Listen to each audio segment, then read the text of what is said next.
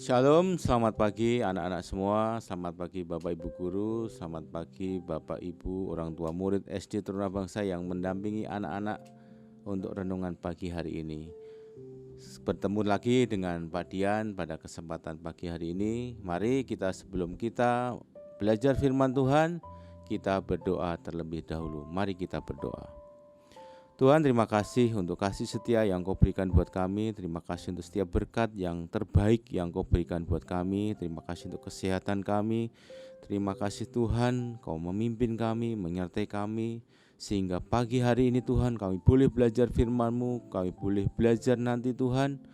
Pimpin kami Tuhan, buka setiap hati kami, lembutkan hati setiap kami. Biarlah setiap firman-Mu Tuhan itu tertanam, bertumbuh dan berbuah dalam kehidupan kami.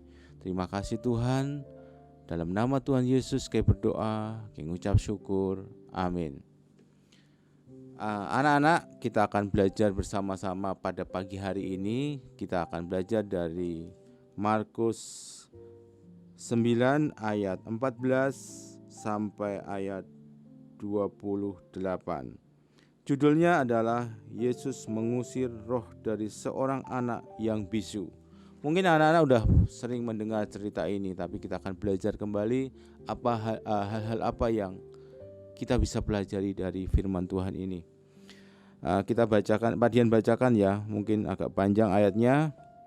Yesus mengusir roh dari seorang anak yang bisu. Ketika Yesus, Petrus, Yakobus dan Yohanes kembali pada murid-murid lain, mereka melihat seorang banyak mengerumuni murid-murid itu, dan beberapa ahli Taurat sedang mempersoalkan sesuatu dengan mereka. Pada waktu orang banyak itu melihat Yesus, tercenganglah mereka semua dan bergegas menyambut Dia.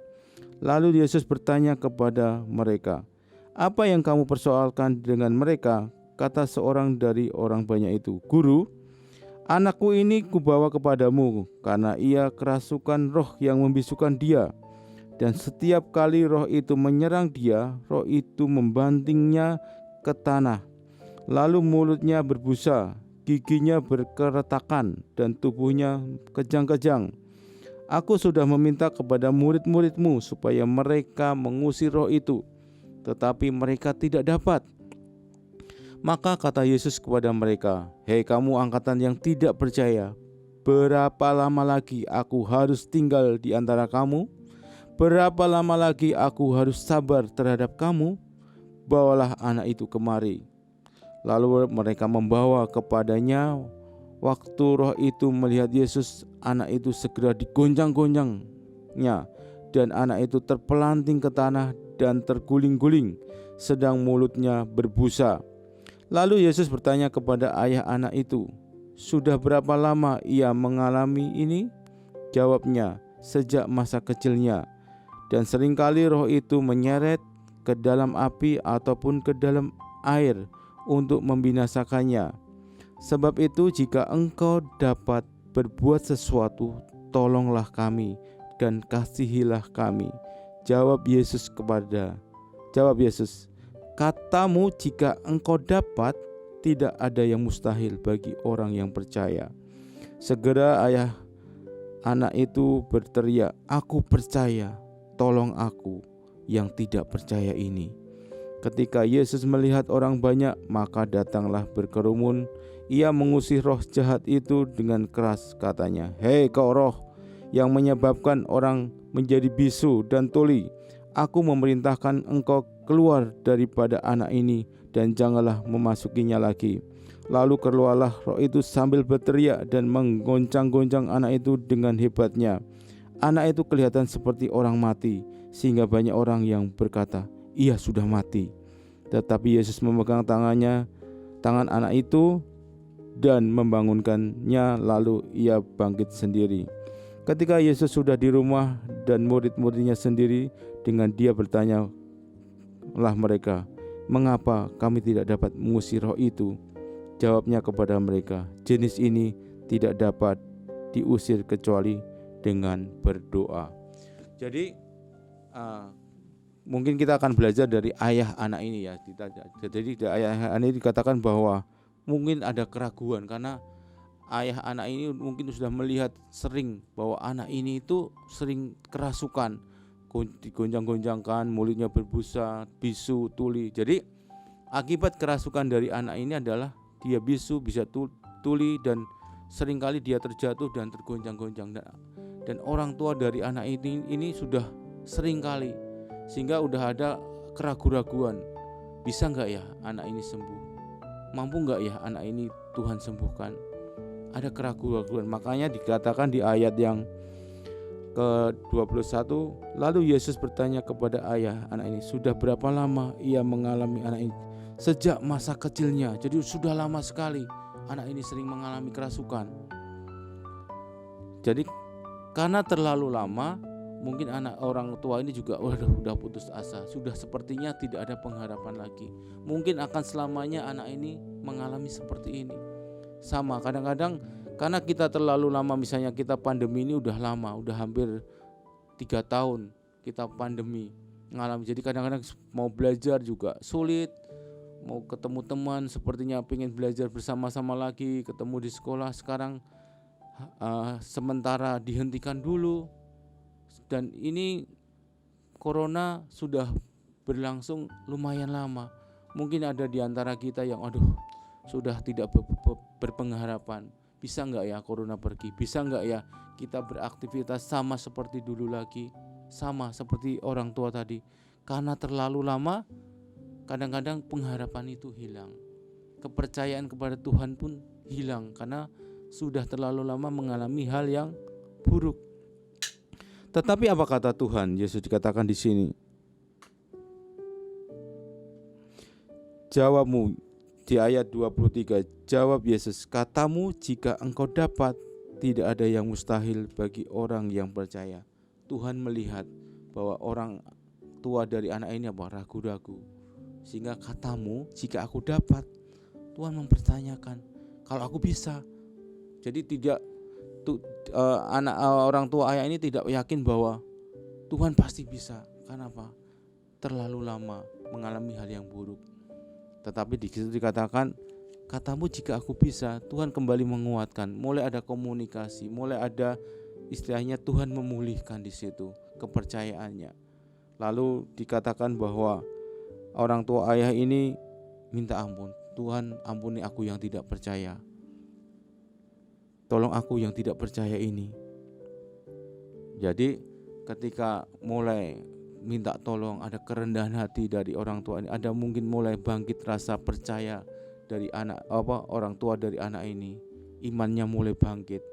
Lalu Tuhan bertindak dan Tuhan mengusir roh anak ini, dan akhirnya roh anak ini pun pergi dan anak ini bisa disembuhkan. Ada yang sangat penting yang di ayat-ayat terakhir dikatakan begini. Ada murid-murid bertanya kepada Tuhan Yesus. Ketika Yesus sudah di rumah dan murid-muridnya sendiri dengan dia, bertanyalah mereka, mengapa kami tidak dapat mengusir roh itu?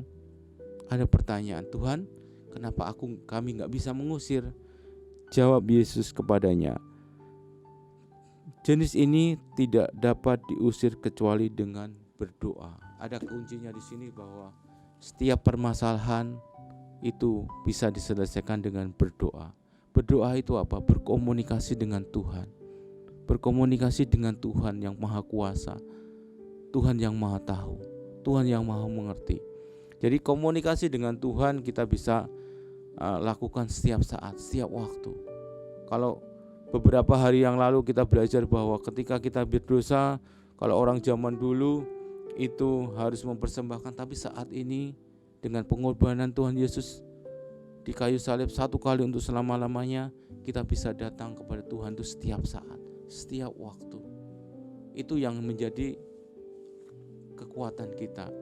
Jadi di situ ada kuasa di dalam doa, karena dengan berdoa kita bisa tahu apa yang Tuhan kehendaki, apa yang jalan keluar, apa yang bisa diambil dengan berdoa, dengan berkomunikasi dengan Tuhan.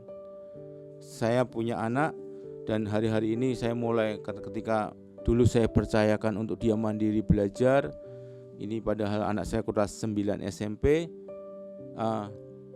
dia ternyata dari tryout ternyata hasilnya sangat jelek.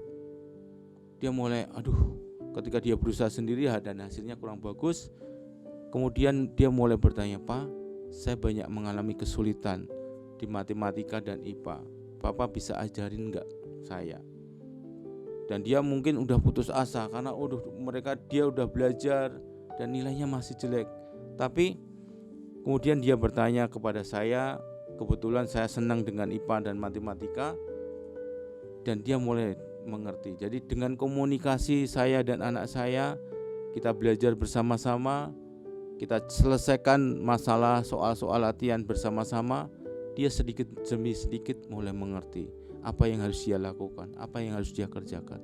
Sama seperti kita, ketika kita mulai mungkin mengalami masalah, mengalami keadaan yang tidak menyenangkan, kita berkomunikasi dengan Tuhan, kita datang kepada Tuhan. Firman Tuhan memberikan Roh Kudus buat kita yang senantiasa mau menghibur, menolong kita. Kita bisa datang kepada Tuhan. Kuncinya bagaimana mujizat itu terjadi adalah kita berdoa, kita berkomunikasi dengan Tuhan. Karena dari situ kita bisa mengerti apa rencana Tuhan buat hidup kita, apa yang harus kita lakukan untuk menghadapi segala hal, segala masalah yang kita hadapi. Tuhan tahu jawaban untuk setiap masalah kita. Berdoa. Kalau setan bisa diusir, bahkan apa yang orang lain tidak bisa lakukan, murid-murid tidak bisa lakukan, Tuhan katakan bahwa jenis ini hanya bisa diusir kecuali dengan berdoa. Ada kuasa di dalam doa.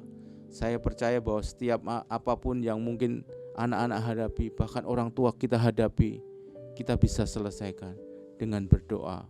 Kita bacakan ayat ini lagi untuk kita nanti hafalkan, yang di ayat ke-20. Sebentar Pak Dian cari. Jawab Yesus. Nah, kita nanti hafalkan ayat Markus 9 ayat 23. Jawab Yesus, "Katamu jika engkau dapat, tidak ada yang mustahil bagi orang percaya." Ya, jadi Pak Dian ulangi lagi. Jawab Yesus, "Katamu jika engkau dapat, tidak ada yang mustahil bagi orang yang percaya." Tidak ada yang mustahil bagi orang yang percaya. Bagaimana kita bisa percaya? Berdoa. Ketika kita dekat dengan Tuhan, kita bisa mempercayai bahwa Tuhan itu bisa melakukan banyak hal untuk diri kita. Mari kita tutup renungan kita pagi hari ini dengan berdoa. Mari kita berdoa. Tuhan, terima kasih untuk firman-Mu hari ini. Ajar kami untuk percaya, ajar kami untuk senantiasa berkomunikasi dengan Engkau, tidak mengandalkan kekuatan kami lagi, dan kami punya rasa percaya kepada-Mu bahwa Engkau sanggup menyelesaikan setiap hal yang kami hadapi, menolong kami, menghibur kami, menyembuhkan kami yang sakit, memulihkan kami yang terluka, karena kami percaya Tuhan, Engkau Allah yang sanggup dan Engkau Allah yang penuh dengan kasih. Terima kasih, kami akan beraktivitas hari ini. Kau tolong kami, biarlah semuanya boleh berjalan dengan lancar. Terima kasih untuk pagi hari ini Tuhan. Dalam nama Tuhan Yesus kami berdoa, kami mengucap syukur. Amin. Pak Dian katakan, anak teruna bangsa bertumbuh, cerdas dan berkarakter luhur. Selamat pagi, Tuhan Yesus memberkati. Amin.